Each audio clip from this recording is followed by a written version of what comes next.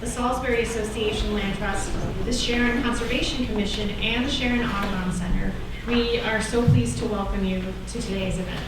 My name is Carolyn Clocker, and I'm the Executive Director of the Sharon Land Trust. At the heart of our mission and the missions of all of the organizations partnering on this event today is a shared commitment to conserving our natural resources for future generations. Conservation isn't just about protecting land today. It's about ensuring these places remain healthy and thriving for generations to come. But protection alone isn't enough. Stewardship is an ongoing responsibility. One of the biggest challenges that we currently face in stewardship of the land is invasive species. Invasive plants and invasive species in general are changing ecosystems quickly, often in ways that aren't obvious until real damage has been done. At the same time, there's growing interest in restoring landscapes in ways that are healthier, more resilient, and better aligned with the ecology of the region. So our collective goal with this series is to help build a shared understanding of what we're seeing on the ground and offer practical, thoughtful approaches to land care that can make a difference. So thank you for being here, for giving your time today, for wanting to learn more, and for being part of this effort. If today's event sparks your interest, I encourage you to attend the 2 additional workshops that are going to be part of this series. If you need more information about that, please see me in the back at any point today. So now I'm happy to introduce our presenter for today's program. Mike Nadeau has been involved in land care and the tree business for more than 50 years. He co-owned a 100% organic land care company for many years and is a founding member of the Organic Land Care Program, a sister organization of the Connecticut chapter of Northeast Organic Farming Association. Mike was also one of the original authors of standards for organic land care and helped develop the intensive training program that has graduated more than 4,000 accredited organic land care practitioners across the United States and Canada. So today, Mike works as a consultant, helping landowners return their properties to ecological integrity through invasive plant control, wildflower meadows, and native plantings. His work is deeply grounded in both long-term experience and a clear-eyed understanding of how landscapes function. So we are super happy to have Mike here today to present to you all. So I'm going to turn it over. Great. Thank you, Carolyn. Hi, everyone.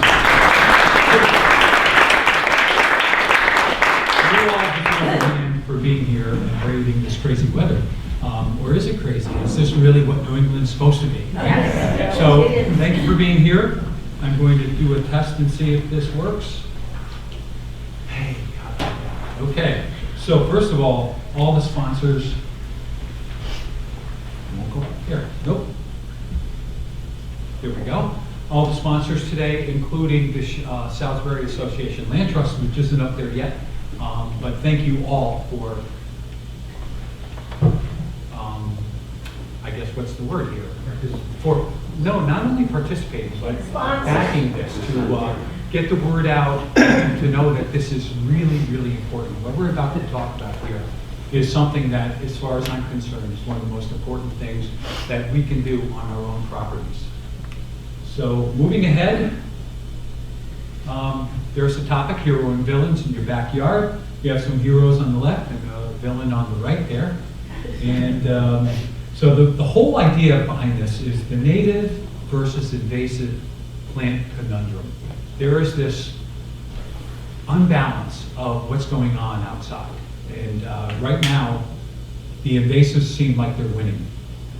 I have some good news and some mediocre news. And then before I go any farther, I have Roger and Tom as my sergeant of arms, and the first phone that goes off has to deal with those two. So, because it always happens, even though we say, please don't do it, it always happens. So what is a native plant? We'll start right off with some definitions here.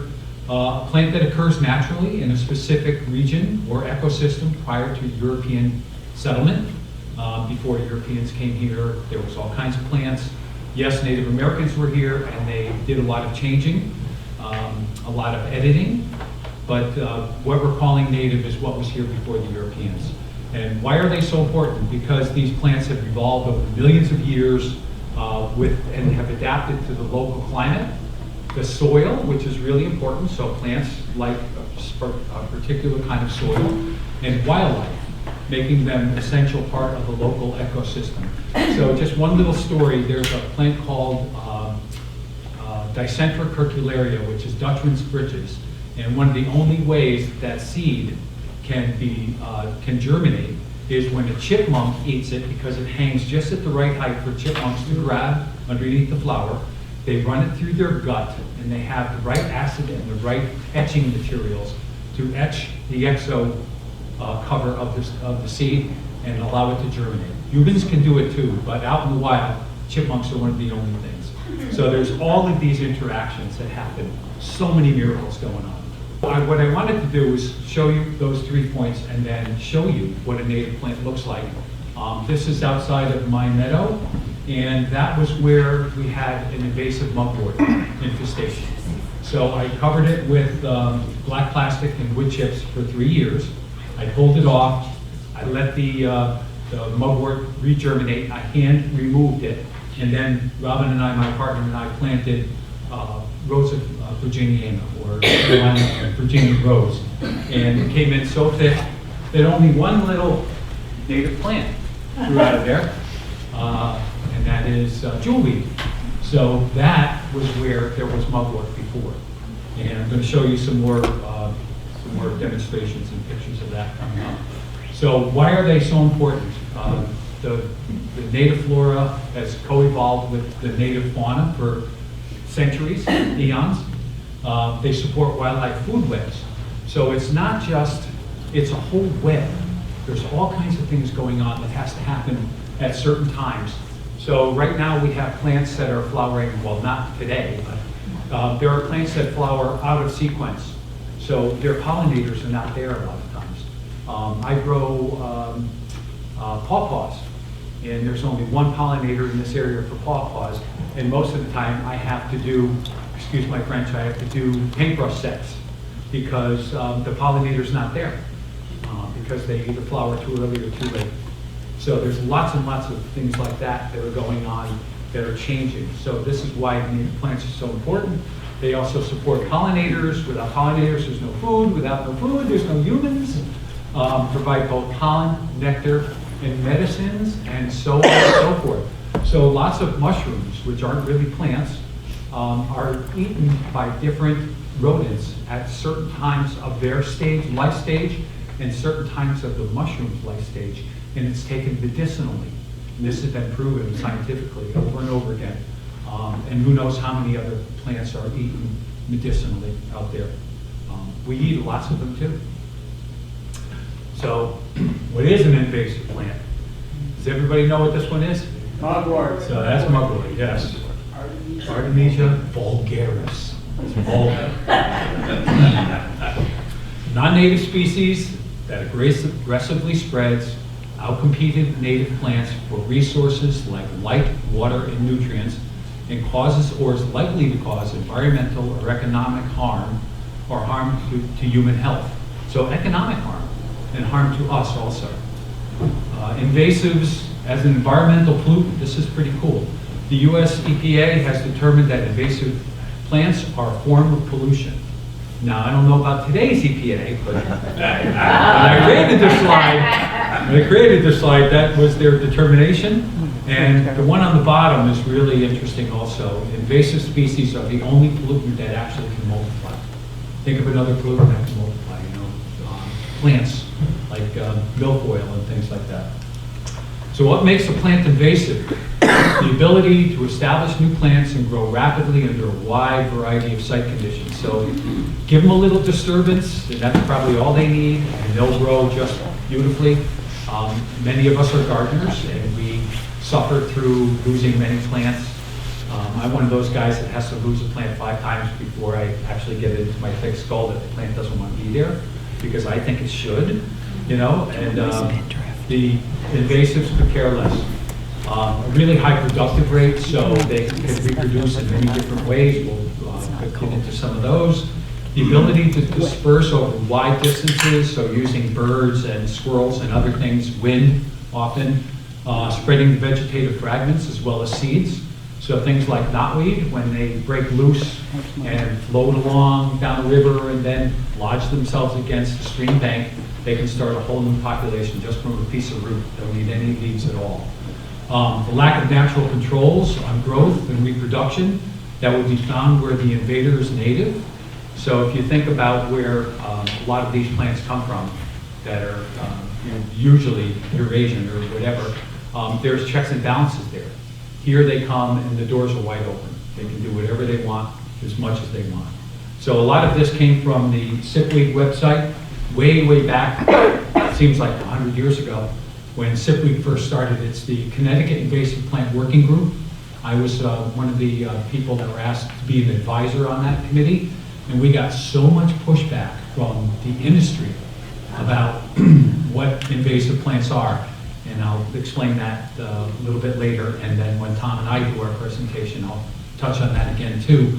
So you could go to nurseries in Connecticut and buy invasive plants still. We tried like heck to stop that, and we did stop some plants, but there's still many available.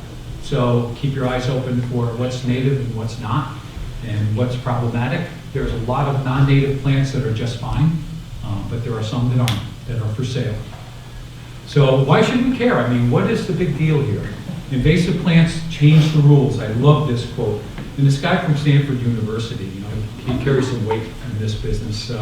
They don't just compete with or consume native species, they change the rules of the game. So we all know what happens with bittersweet in trees. Leave bittersweet to do its thing and it will topple the trees. And when they topple, that's part of their design, because then they can crawl to different areas. The vine doesn't break, the tree breaks, but the vine doesn't break, and it keeps on growing and spreading. So how do they actually change the rules? They kill native plants, like trees and shrubs and herbs. They alter soil characteristics. So things like barberry will actually cause the pH of soil to raise, to increase. So if you have an acid soil, it can actually, from the leaves falling and decomposing, they have a liming effect on the soil. So they can actually change the soil characteristics where the natives are very specific on where they want to be. So that's another way that they get kicked out. They create dense shade. They exclude native animals and insects. So if you have plants that are bird friendly, and all of a sudden the invasives come in and take over the bird friendly plants, the birds have to go somewhere else. Allelopathy, which is a really cool word for a plant that has a substance that can give off a substance either through its leaves or its roots that inhibits plants except their own kind. So things like black walnut, Norway maple is a really big one. If you look under a Norway maple tree that's any size, basically what you'll see is Norway maple seedlings and not much else because of that allelopathy. So this photo shows this is a project we did in Fairfield years ago in my landscape years. It's got mildly vine, which is a really bad one. It's not too bad up here yet. Porcelain berry vine, which is definitely here. Bittersweet, of course, and multiflora rose, and there was a whole host of herbaceous plants in there too. So that's on the left, and the bittersweet's doing its thing on the right. The main challenge for native plants and biodiversity, I hate to say it, is you and I, really. So here's the highly invasive Japanese barberry. Many other invasive plants are for sale at the nursery. So the easiest way to avoid this is just not to buy them, don't plant them, remove them as soon as possible if you see them, and replace them with natives. So again, you know, we are a big part of this problem. And reality check that if you really think about it, the #1 most invasive species on this planet is us. You know, I mean, not the people actually in this room, but humankind and where we're headed. So, sorry to give you a reality slap, but there it is. So, some thoughts. So I just talked all about the bad side or the negative side of invasives. This is where I'm headed more. This is, I'm trying to open up my mind as I realize that plants are not bad. There's not a bad plant, you know. The term invasive implies that the plant is malicious and self-interested. And I ask, you know, is there really such a thing as a bad plant? Other terms that are used are opportunistic, adaptable, which implies that they're just doing their thing without evil intent. These plants find themselves here, either naturally or through us. And the sobering assessment I find of the impacts of our species reveals that, again, we are the most invasive species on Earth. And here's the big question for me right now, is can I fairly judge what plants stay and which ones should go? There are some that I will not allow. I just can't. And also there's a romantic thought of when I was a kid, roaming through the woods of Connecticut and Maine where I was born, and seeing all the ephemerals, and then after the ephemerals are wildflowers that grow before the leaves leaf out on trees, and then they subside, and then a whole new suite of plants come in, and the ground is carpeted with ferns and different flowers and the different layers, and that is a very romantic memory of mine. And that is why I got into this business, because I saw the barberry taking over and other things. So it's hard for me to decide now which one, because the more I read and the more I study and the more I walk out in the woods and listen to what's going on, the more the plants become miracles to me. And they're really amazing, and they're way, way ahead of us as far as evolution goes in some ways. Do they have language? There's lots and lots of good science that say yes, they do. Do they think? Do they make decisions? Are they benevolent? Yes, in many ways. So this is where I'm at. You know, I do control invasives, and especially in small areas where I know I can make a dent. Tom does larger areas where he can make a dent. And I think we need all of us, but we also need to think a little bit with humility and realize that all of these plants are miracles. So here's some ways to encourage native plants, if that's what you so choose. Remove invasive species and wait for natural regeneration. So this is a big mistake that I've made in the past, is I pull out all the invasives and then I plant something in there. And then 6 months later, I notice all of these new seedlings and little shrubs coming up of the native plants of that place. So loci, the intelligence of the place is in the seed bank. If you release it, oftentimes just standing back, because the soil seed bank is full of native seeds and other propagates. So sometimes it's a good idea to wait a little bit and see what comes back on its own. I'm really diligent about removing invasive seedlings as soon as they show up.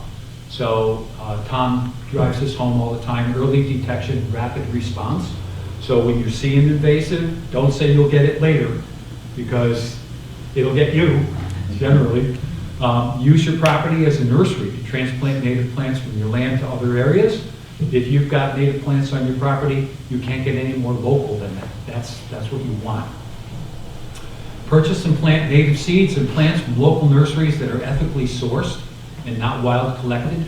So some plants are really hard to grow in the nurseries, and some unscrupulous people will go out into the woods and collect a bunch of plants, pot them up, and sell them to you, and you won't know unless you ask, or you know what to look for, or if you know which plants are hard to propagate.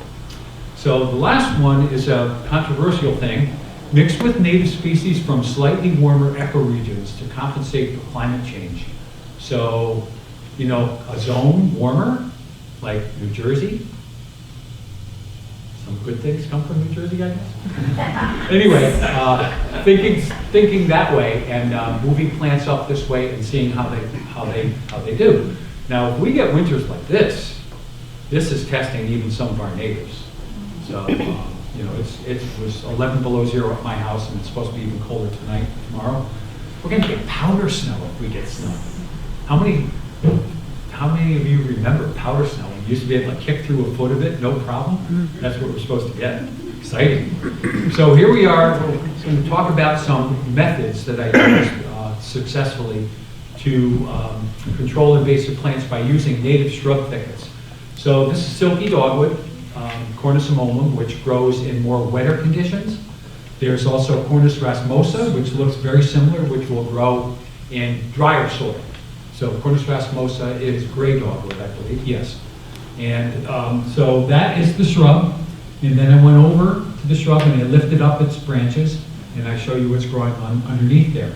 Now, you look here, That is Japanese steelgrass. And it's totally thwarted by the shape of this plant and the aggressiveness of its spreading. So as these shrub thickets send out more rhizomes and grow colonies, they will encroach on the invasives. You have to learn how to pick fights though. You don't want to go in the ring with something that's a lot more powerful than you. So that's a tough plant, but it needs time to get thick enough to be able to do this. So that's one. And then here's one of my favorites again. That's in the edge of my meadow. That's the Virginia rose. And on the right, that's what's underneath that, Virginia rose. So using native plants to control invasives. So using your seeds or plants from your property. So you notice there are some, those are openings in my meadow, and I created those intentionally, and then I take, that's not me actually, it's the guy that was helping me. We take some of the vegetation that has seeds, and we shake that around, and then we lay that vegetation down as a mulch. We do that in the fall, as you can see, and what happens is you just spread around your native plants by creating the openings and then using the native vegetation to as a free seed source. So this whole thing about no mow May. So I was a landscaper for years, and I was a mow, blow, snow, and go kind of landscaper for a long time before I learned how to engage the cranium. So I pushed the lawnmower and blew leaves and did all the normal stuff, fertilizing. And then I realized that I was making mistakes. And I went and got some education, and I became an ecological landscaper. The downside to what I call this No Mow May movement, I think it's an okay idea, but if you're a landscaper and you're working paycheck to paycheck like many of us were and are today, you can't take the month of May off. Your boss can't say, my clients don't want the lawn mowed, so you can't come in May. That's just unsustainable, can't do that. So let's instead use that power and that crew to control invasive plants and make them a plant removable force. And this came from Doug, this guy right over here. Great idea. So I was lamenting the No Mow May thing. Also, when May is over, you end up in June, and you end up with some cool, pretty cool plants in your lawn that now you want to mow down to 2 inches. I don't get it, you know? Like there's so for me, keeping an area that you're going to use in your lawn mowed, and let the rest go wild and leave it there, for God's sake, you know? And where you're using less mowing power, use that power to remove invasives. This guarantees a paycheck while providing a valuable ecological benefit. Mike, may I interject? Sure. The Yukon Extension is developing a new program called Invasive Certificate Program. It's geared toward landscape professionals, including lawnmower guys and blower guys, to do exactly that. Program runs from February through early May, and I would say Google Yukon Invasive Certificate Program. I think Carolyn has already sent out that notification. Sophie and Tim Hunter have already signed up for it within the Land Trust. There's our heroes. They've already got 300 to 400 signed up. So that process is moving forward. This is a really hot topic. 300 to 400 professionals signed So up. you can take it at your own time and your own speed. Yeah.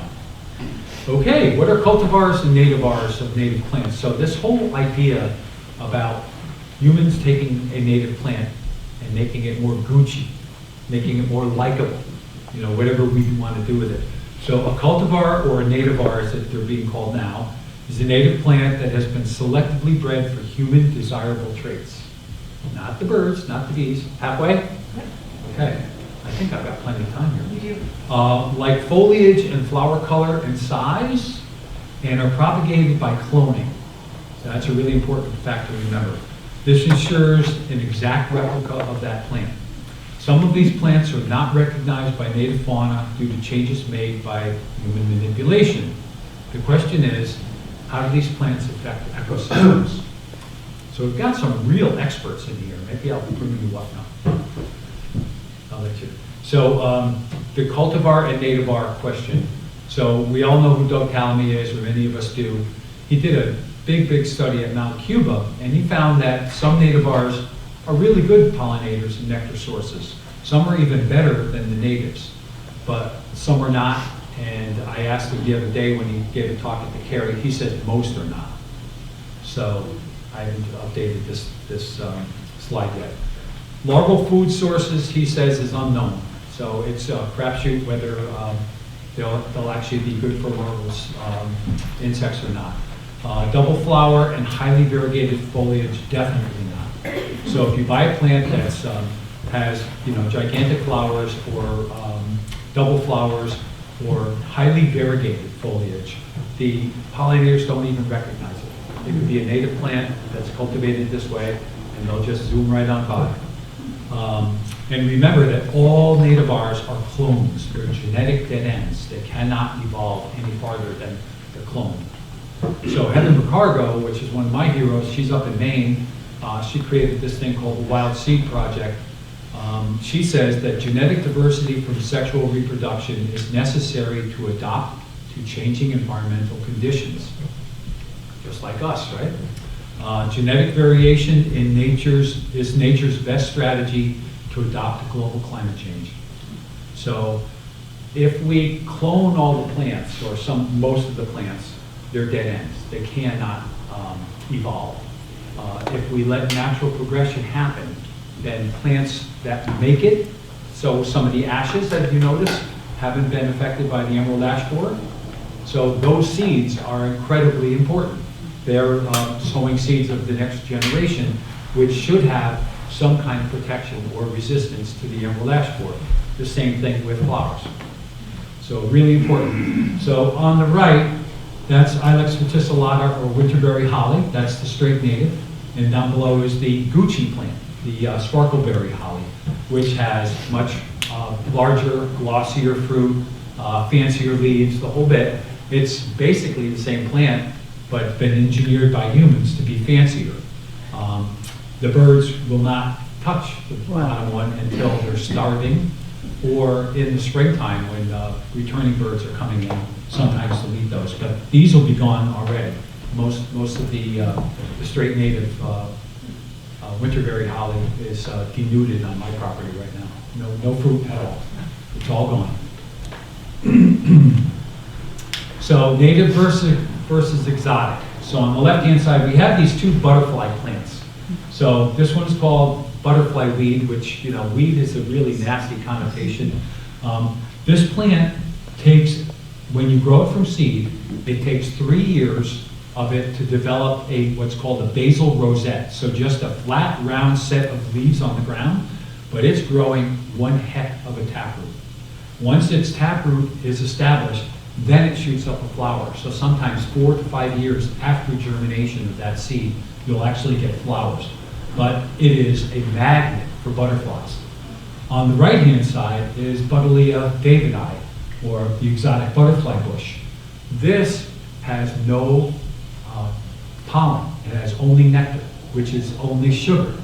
So when you plant that plant and you attract butterflies, what you're doing is turning your plants to junk food. That's exactly what you're doing, because pollen has protein, and they need both. So it's very, very important to know the difference. There are many, many shrubs, and not all natives. They don't have to be all natives, but lots of them have pollen and nectar.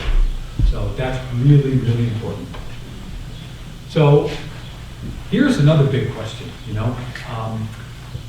are you going to unleash someone on your property that is a mow, blow, snow, and go guy or girl?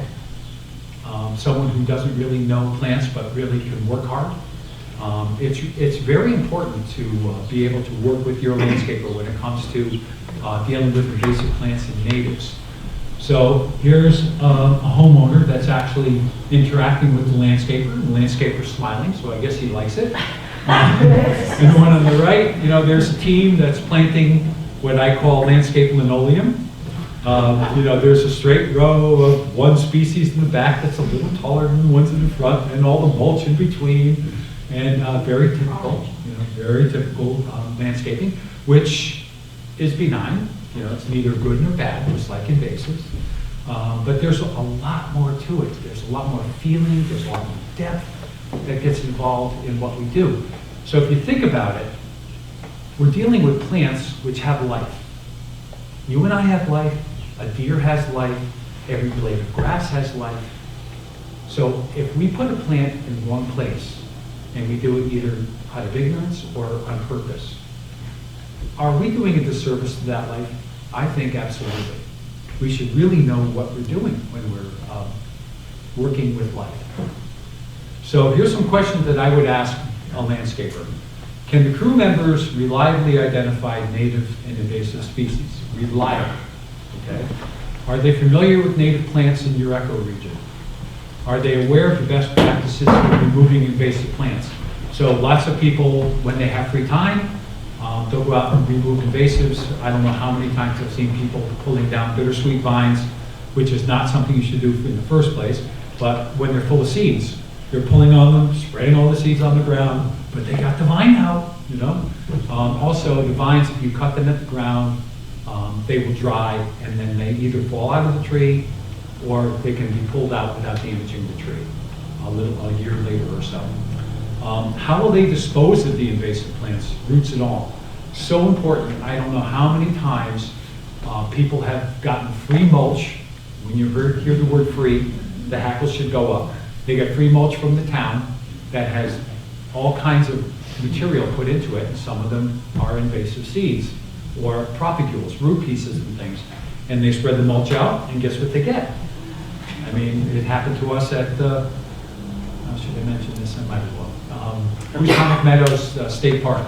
We did a series of rain gardens there, and the states provided wood chip mulch, and it was loaded with mugwort. Oh my God. You could see the white pieces, and I refused to use the mulch, but they didn't bring anything else, so we had to use it. We went through by hand and pulled it all out. Anyway, really important to know like how it's going to be disposed. So when you bring it to the dump, if they're going to shred it and then make it into mulch later, and there's invasive plant fragments in there, you could be helping to aid and abet the spread of these natives, these invasives. Can they create a realistic invasive plant management plan? So it's not just going in and yanking them out. As a matter of fact, it's better some not to yank out. It's better to use other methods, which we'll talk about in subsequent presentations. So a realistic plan. So something that's going to be, I see, at least 5 years. And then after that, it's in perpetuity. So the first 5 years is fairly intensive, and then you can never turn your back on invasives.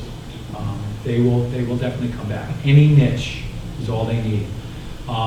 If the answers are no, then you need to work with a specialized ecological professional, not a mow-blown snow landscaper, okay? You need to work with somebody who knows what they're doing. Really, really important. So some resources, and there'll be a handout, by the way, sent to anyone who is registered and left their email. And all the resources will be on that handout. So the Connecticut Invasive Plant Management Calendar is a really good one. Their title of their thing is the top 10 invasive plants. Shows how to identify them, what's the best time of the year to control them, and different methods of control, both chemical and conventional and organic, and also mechanical ways to control invasives. The Connecticut Invasive Plant Working Group, they have the Connecticut Invasive Plant List, and I think, Tom, did you bring pamphlets from them? Or are you getting them? The new we got it. 2025 edition of the Connecticut Conservation District's invasive plants in your backyard, and there's 50 of them on the table in the rear. Thank you. Okay. So DEEP stands for Department of Energy and Environmental Protection. Invasive species website. And a big one for me is the Connecticut Agricultural Experiment Station. They have an excellent field guide and a plant management calendar. So it will tell you the best time in different parts of the state when to deal with your invasives and how to. So I like this. NOFA, the Northeast Organic Farming Association, as was introduced, I helped start the organic land care course. What we decided was a lot of people like organic food, but they knew nothing about organic landscaping. And we found that more people are poisoned on their land than the food they eat. So we decided that we would start this organic land care for professionals and promote the use of organic methods to care for landscapes. And there is a very live map on the website, and you can click on or just type in your zip code, and you'll get a bunch of names of landscapers that have been certified or accredited through the Organic Land Care program. Any accredited landscapers here? I don't see any faces that I... Jeff, you? Here's one. All right. Let's give her a round of applause. So it started in 1999. A woman by the name of Kim Stoner, who maybe some of you know, and my joke with Kim is always she'd never smoked pot. Name like Stoner, you know? Amazing woman. And one day I walked into a conference, the NOFA conference. She literally grabbed me by the collar, pulled me into her, and said, "We're doing this." And that was starting the Organic Land Care program. And then from that, I met a fellow by the name of Bill Dusing, who some of you may know. Bill started NOFA back in 1971. And a dyed-in-the-wool true hippie, not with the psychedelic side of things, but with the cranium side of things. He was a real thinker. He was an artist that was trained at Yale, and when he came out, he lived on the land, and one of his favorite statements was, "I haven't shit on a flush toilet since college." Because he believed that everything should be composted. And there's a big circle. And I have a composting toilet in my house, and Bill is a real influence on my life. And so it was Kim and Bill and myself back in '99. And today there's over 4,000 accredited land care professionals. So the reason why I'm touting this so much is because right now we're having a course that's a 4-day intensive course that's online. It starts in February also, and you can take it at your leisure. And it's a great course to tell your landscapers about. It's not expensive because it's online, and it's really been very popular, and you'll forget more than you'll learn. Or, is that the way it's supposed to be? You learn more than you'll forget. Something like that. So I'm at the end here. So little story here. You can still see the silt fence back here. So that was a client of mine in Westport, Connecticut, who lived at the bottom of the hill. Up the hill was a private road, and there was a big piece of land that got subdivided into 3 house lots. As they dug the foundations for those houses, they severed a lot of the underground springs, and the water floated to the top, and as poop does, it runs downhill. And where did it go? But into my low neighbors, my client's low property. And it was a wetland. We had river birches growing in there already, which river birch should tell you that likes it a little bit wet. But it became standing water. And then what grew in there was Japanese stiltgrass around the edges. It was amazing. And the mosquitoes were terrible. I'm standing probably 15 feet away from their swimming pool. So being fairly nude and having a mosquito breeding area right next to you is not a good idea.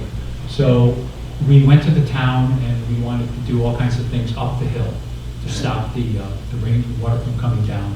Too expensive, a lot more damage to the landscape. So we decided to turn this wet spot into an asset. So we planted with seed and plugs a rain garden. So now that is I think it's a source of beauty. A lot of diversity, tons and tons of all different kinds of beneficial critters. And what's really plus is there's lots of dragonflies that eat mosquito larvae. So in the springtime, before these come up, there is standing water, but there's no mosquitoes because they're food. And it's really simple. There's a woman taught me a trick. Anybody know who Christine Cook is? I'm dropping all these names. Christine Cook is known as the Moss Lady. Jeff, I think you know what I'm talking about. Yeah. She taught me a very, very simple trick. Take little twigs and sticks and stick them around the edge of a water source on a 45-degree angle. Stick them into the mud and let them cantilever over the water. And that's all you need to do to attract dragonflies and damselflies. They'll land on those twigs and wait for that little mosquito larva to try to poke through the surface tension, and they'll dive down and grab that thing and eat it up. So just little simple things like that. This on the right, top right, is where I showed you the multiflora, the myelomid vine, and all of the other invasives. That was that spot. And we did it without synthetic chemicals. It took us 2 years. That's the 3rd year. So we built a boardwalk. You can see the willow in there because it was a wet spot. And there's a big sitting stone underneath the willow. And that was another property in Fairfield that clients were paying a whole lot of money in taxes and could not use because of two reasons. It was wet, and because the invasives were so thick, you couldn't shoot an arrow through this area. So with diligence and trying to decipher what I call the Achilles heel. Every plant has an Achilles heel. Many of them have not showed me that heel yet. I believe every single plant has an Achilles heel. So what we did was we worked with nature, and we slowly overpowered the invasives, and then we seeded in and planted in these wildflowers. And also, there's a whole suite of shrubs in there, and also flowering trees. So it's now a mecca for wildlife, and my clients love to use it with the boardwalks we installed. So we had to get special permits from the inland wetlands to put in the boardwalks. They're all made out of locust, so yellow locust, so we never have to replace them. And then down below is a meadow we did in Falls Village in pH soil that was above 8. It was 8.2. Right through that lime rift that goes right through Falls Village. So the specific plants that were necessary to grow in that kind of soil had to be chosen. And this is a meadow from seed, and that's Houstonic River in the background there. And that was all lawn that sheet flowed right into Houstonic. So all of the nutrients from the lawn, all the fertilizing, all the pesticides that were used went right into Houstonic. New owners were made aware of this, and they said, what can we do? And I said, this is one of the things we can do anyway. So at this point, I'm ahead of the time. You are. Because that's it.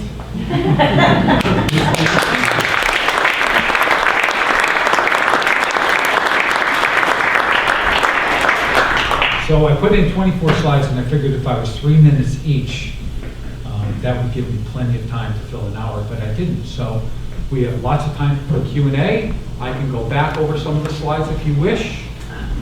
Carolyn? Yeah, so does anyone yeah. We'll start with Keith and then Ryan. Yeah, you pick. Go ahead, Keith. What about plants that are native that can be invasive, like bracken and horsetails and those kinds of plants? So put invasives in question marks and quotation marks. Right. And what can be done? Horsetail, absolutely nothing. I mean, I know nothing that kills horsetail except the backhoe maybe. Right, right. What was the other one? Bracken. Bracken fern. So bracken fern is, when you have bracken, you have wet soil. And that's nature working hard. We have a meadow, geez, I'm almost embarrassed to say this, in Marlborough, Massachusetts, where we've suppressed bracken fern by selective cutting with a string trimmer, and then we covered it with 2 layers of cardboard and wood chips. And then we let that sit for a year and a half. The following year, we planted plugs in, but the plugs came from the surrounding meadow. We didn't buy plugs. We root prune some plants and put them in those voids, you got 50% control maybe of the bracken. The understanding I have is the UK is losing a hectare a year to bracken. Is it native there? Yeah. It is, okay. Bracken is circumpolar. Yeah, okay. So, yeah, that's, luckily I haven't come across that here. I know mugwort, and I know knotweed, and I know some other ones like mites that will do that, but so far so good. Good question. The equisetum though, it's so prehistoric that even synthetic chemicals don't work on it. Yeah, well, the taproot goes down and then goes across, so you're down a foot. It makes a matrix of roots, yes. Just like bracken does. All right, so you can come up and do this next time. Go ahead, Roger. The issue of cultivars and nativars. I got the music, but I didn't necessarily get all the words. Could you go back over distinguishing between the two and where maybe they're synonyms, you've clarified. How do we utilize that particular knowledge? Okay, so very simple. When you go to the nursery or look in the catalog, if the plant says Ilex verticillata or winterberry holly, and then after that, in single quotes, it has a name, that is a cultivar. So sparkleberry is in single quotes after Ilex verticillata. That's a dead giveaway that it's a cultivar, that it's a clone, and it's a dead end. So the difference between them basically is that they'll both behave exactly the same way. I shouldn't say exactly. Some are bred for shorter, some are bred for being taller, some are bred for having glossier leaves, some are bred for having nicer flowers. And nice, again, is a thing that humans construct and not so much insects. So if I'm getting to your question, the major difference is that a native plant that's not cultivated can develop and genetically produce plants that can survive some of the vagaries of the weather changes we see. When you clone a plant, you freeze that. It can no longer change.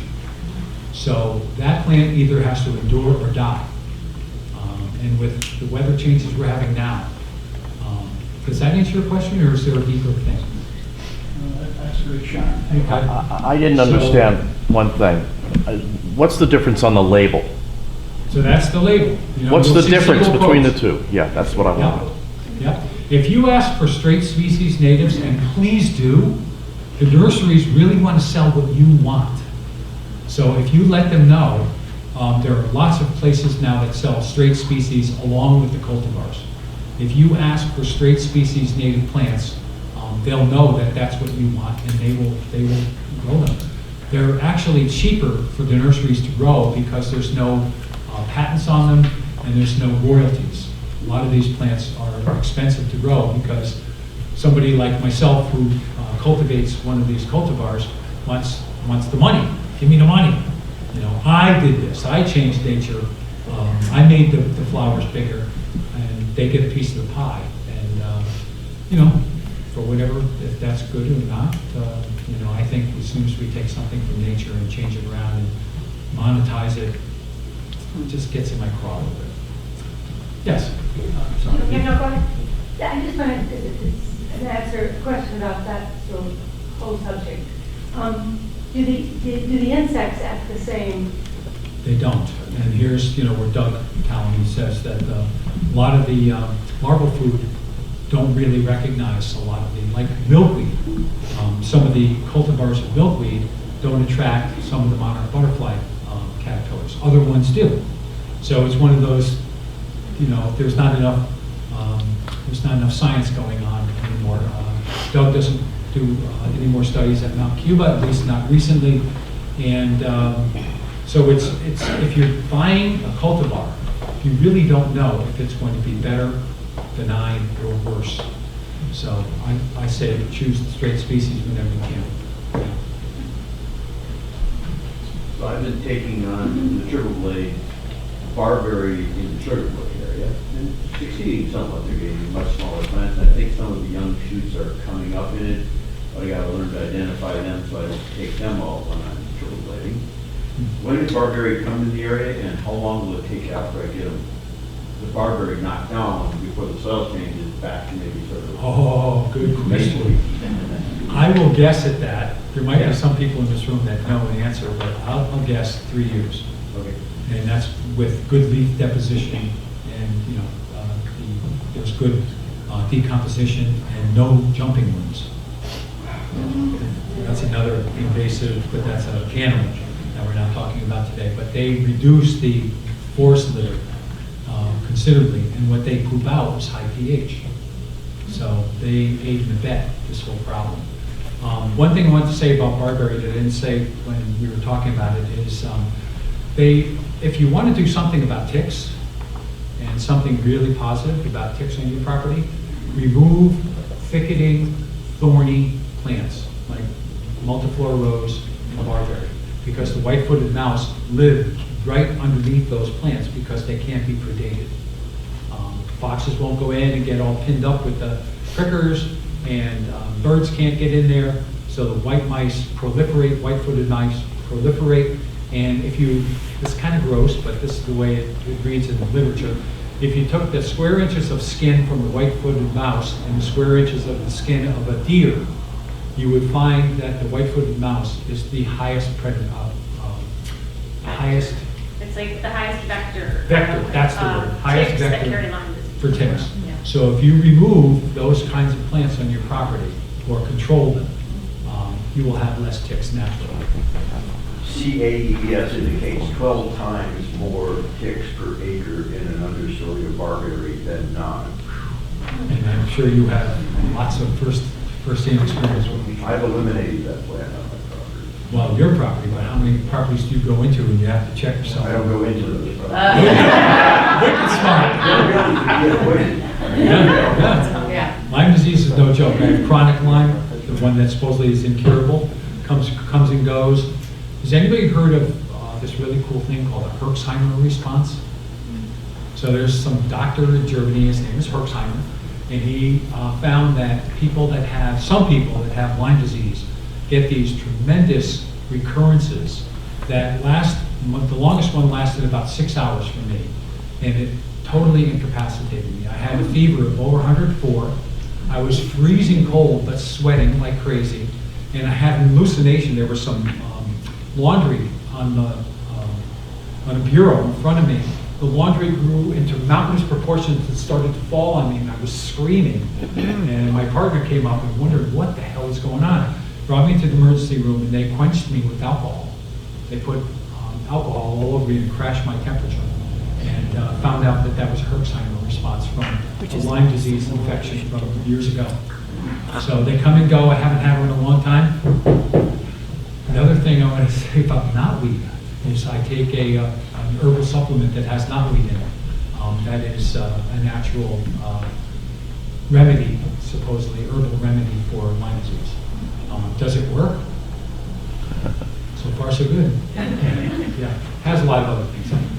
Yes. I want the sucrose trail between Winston and Torrington, which has a lot of mugwort, and I noticed it's not doing as well, seems not to be doing as well around the Staghorn sumac. Maybe that's noticed that. Ooh.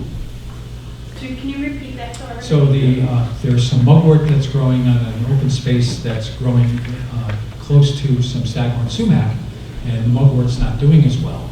Is there any kind of allelopathic thing going on between them? I don't know. Anybody? Well, the mugwort will on its own eliminate itself. No, that's mugwort doesn't do it, but garlic mustard does. Yeah. Yeah. Jeff, you know anything about that? I don't like. Yeah, I know that where sumac grows, sumac wants to be boss. That's for sure. So in the third presentation that I'm doing, I show a progression of a sumac grove, the mother plant and all the subservient plants, and it's this perfect little dome, and it's never been pruned. It's really amazing. But but there's nothing else growing underneath of it except little blue stem around the edges, which is a native grass. So, I don't have an answer for that, but that's a really cool observation. Thank you. Yes? So when you plant native flowers for pollination, one of the things I've heard is that sometimes it takes two plants, one for the host and one for the parent. Is there a document or someplace when you start planting where you need the other plant in order for the butterfly to have the full season in this web that you have to plant in? So many sources, but the most important one I've read is from Doug Talmey's book, Bringing Nature Home. He says that through his studies, that pollinators seek groups of plants. They don't like individual plants, they'll fly right by them. It's not worth their energy. So to plant in clumps, and as far as I'm concerned, that's the best way to get pollination. Not using clones, and making sure to plant clumps. And not just in one spot, not like one clump of 12 here and none anywhere else. You want to plant 9 over there and 5 over there. I like using odd numbers because that's basically what nature does.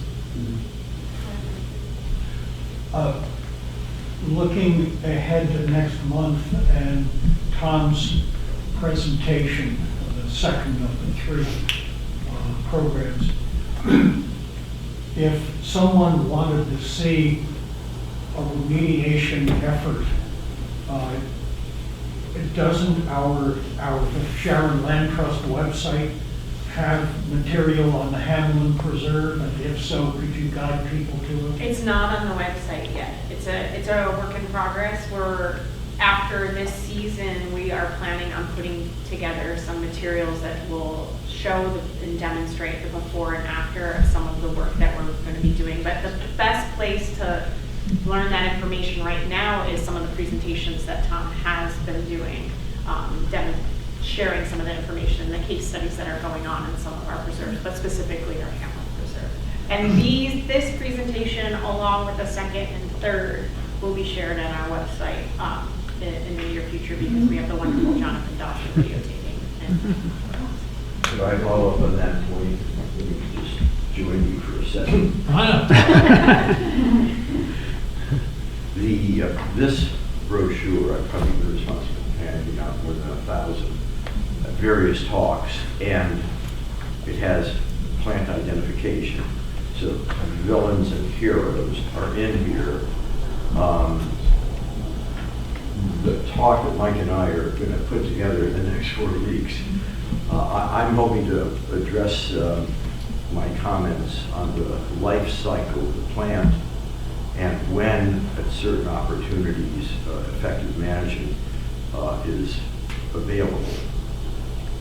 The dormant season, which we are at the height of today, we're not doing any management. What I would recommend in early detection and rapid response, the first thing you want to do is locate the plant, and then don't forget its location. Whenever I go into the woods, I have a wad of this in my pocket, and I'm putting a 6-inch little bow on all those vines that I would otherwise have a hard time observing when all the foliage is out. So I would say one of the things you can start doing immediately is start learning to identify them, map them, flag them, and then you can deal with them at the appropriate time of the season when you have an opportunity, and whether it's an organic or a synthetic approach. Let's hope you pick the right one. I think that the only other thing to say is, as we go forward, I'm hoping to address 2 trees as samples of how do you deal with tree invasives. Let's say Norway maple for one, and tree of heaven for another. 2 vines, porcelainberry and bittersweet. 2 shrubs, probably barberry and honeysuckle, and then 2 herbaceous plants. He's got half an hour to do that.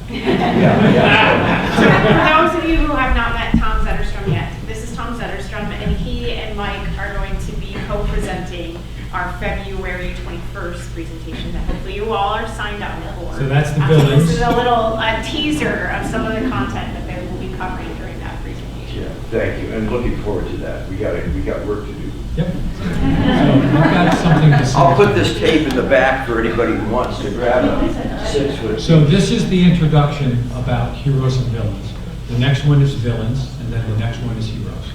So, yeah, we're hoping to get a well-rounded audience that can go out there and take care of some of these problems that we have.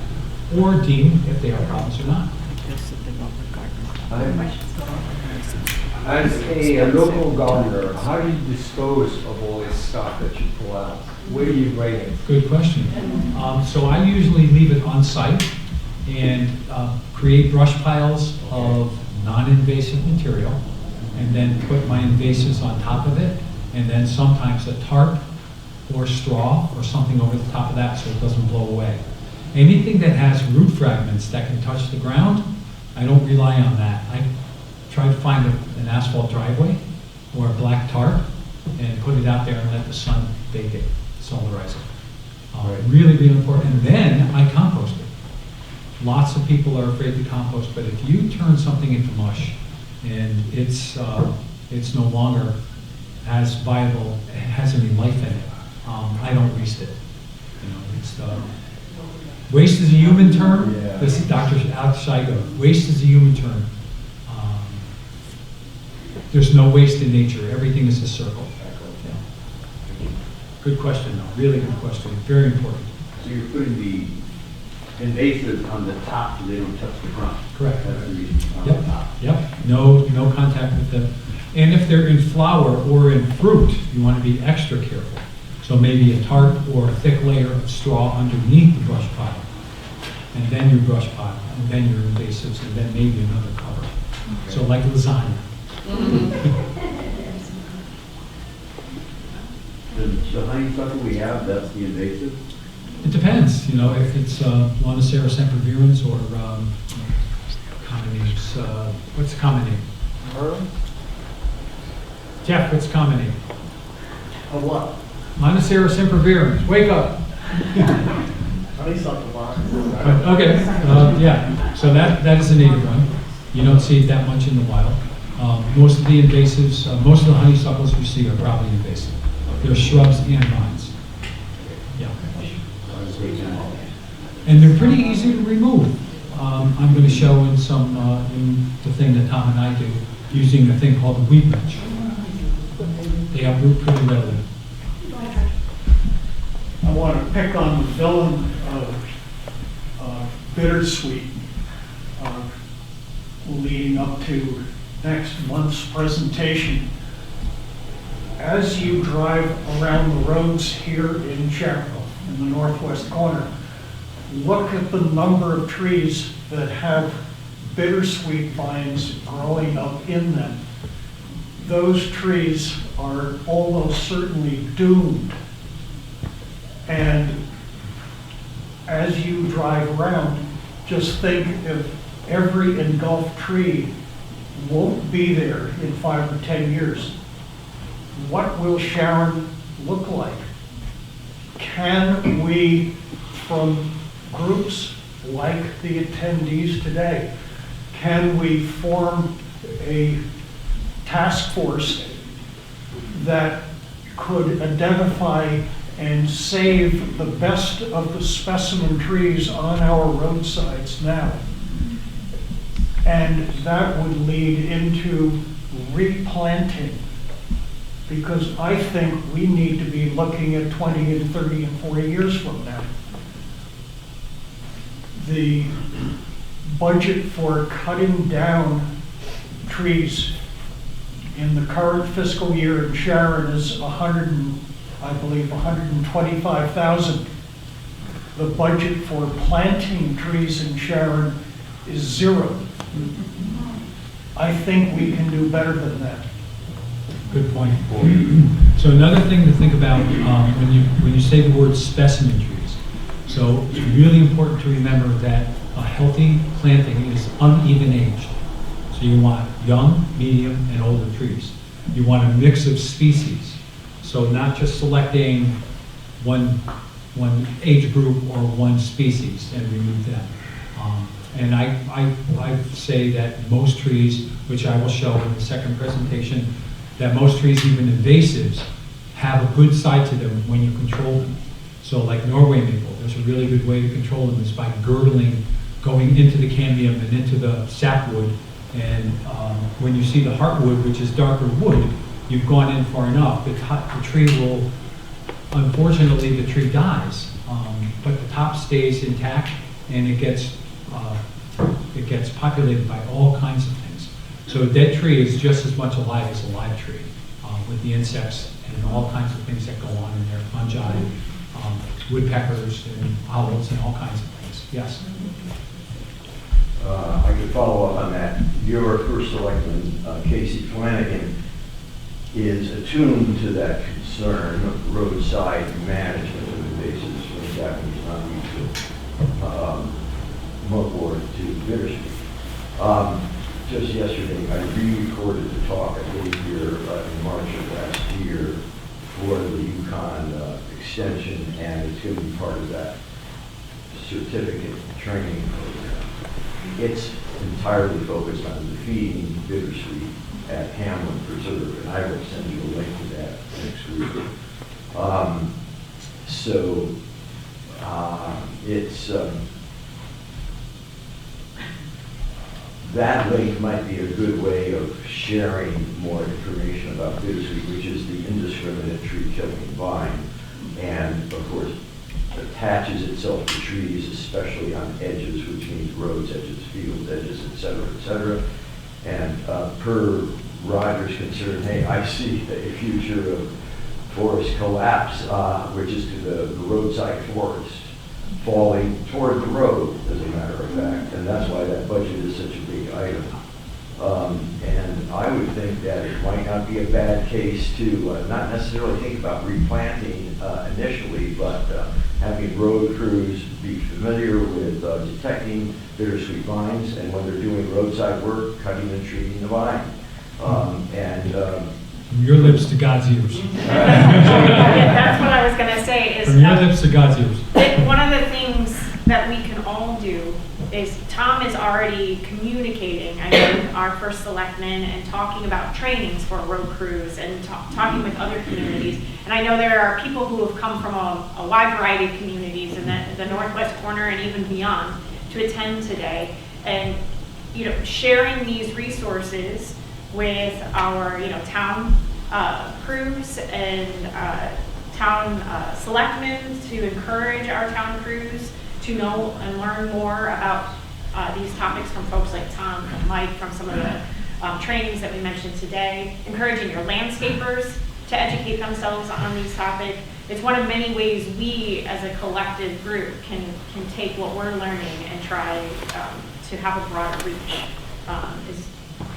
And during the Heroes presentation, I have some time-lapse photography a couple of years in a row where I removed invasives along the road edge because the sunlight and the soil disturbance is just right for invasives to. Plus, birds like to perch in the trees on the edge and poop out seeds.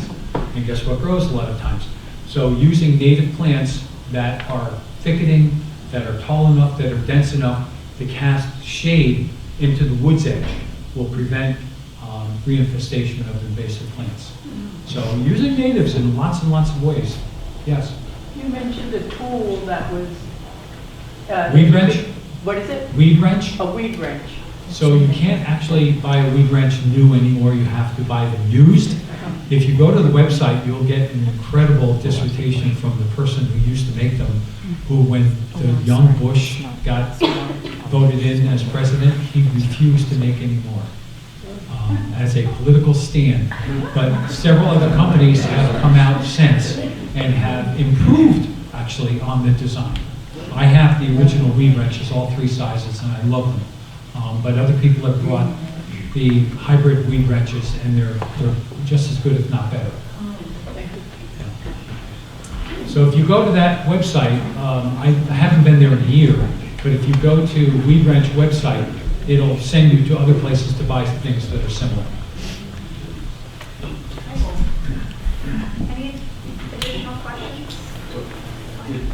around Barbary Communities area? Don't. I don't. Anybody else? Idea? No? Jim? As long as you've been around, right? So here it is. And notice all the blank split spaces at the wholesale nursery. So those are all sold. So, you know, don't buy them. So I just want to say thank you on behalf of the Sharon Energy and Environment Commission, the Sharon Land Trust, the Salisbury Association Land Trust, the Sharon Audubon Center, and the Sharon Conservation Commission for joining us today.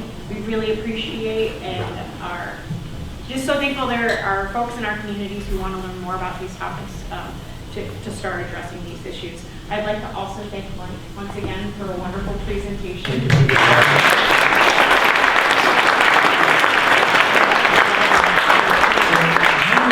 One request I have is there's a smattering of young people here. Go out and tell the young folks. Really, they're our future. Yeah. Just a reminder, this resource there are 50 copies on the back table. Please feel free to grab a copy. I am also going to be sending an email out to anybody who came today with the resource list that Mike put together. There's also an electronic version of this that I can also share with you all. So if you didn't have a chance to sign in yet, please make sure you do. The place for you to mark off whether or not you want to receive any of the organization's newsletters who partnered on this event today. Highly encourage you to sign up. This group of organizations is putting together some amazing workshops over the course of 2026. SEEK, the Energy and Environment Commission here in town, is going to be having a native plant sale this spring. The Audubon has a winter seed sowing workshop coming up on January 31st. There's a flyer in the back for more information. If you sign up for the newsletter, you'll get more updates about that. The Sharon Land Trust, we're working to organize a workshop on Tree of Heaven and Spotted Lanternfly later this year. So again, stay tuned for more information, and don't forget about the February 21st event, which Tom and Mike teased today, and then on March 28th, we'll have the final workshop in the series, which will focus on native plants and how to help them thrive. So thank you again for coming today. We appreciate